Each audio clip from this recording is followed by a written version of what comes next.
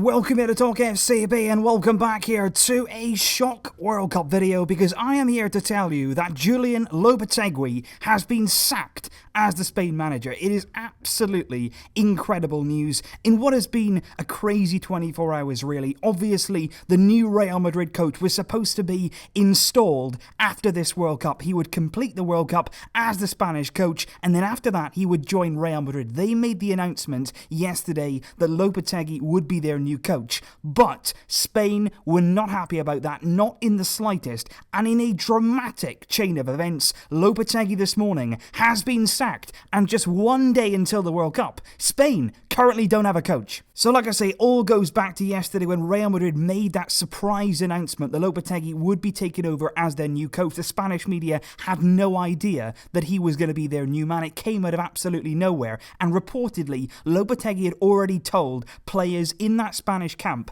that he would be joining Real Madrid, but he only told the current Real Madrid players that are in the Spanish squad. That's the only players that he told. So already there, he'd alienated half of that squad who didn't know, and then were surprised when Real Madrid made the announcement yesterday. Reportedly, what happened was yesterday, after telling those Real Madrid players in the Spanish camp, one of the others in that team caught wind of what was happening. They heard that Lopetegui would be taking the Real Madrid job, and basically Real was so worried that the news then was going to get out that they made that announcement. But what came out this morning was absolutely crazy. Basically, the Spanish FA didn't find out that Lopetegui was going to be joining Real until actually 15 minutes before the official announcement. That was the only time they were informed of it. They had no idea, and clearly now they are angry. They were very, very upset with what was happening behind their back almost, and they have now decided to get rid of him altogether just one day before the World Cup starts. Like I say, absolutely incredible chain of events. Lopetegui actually hasn't long signed a new contract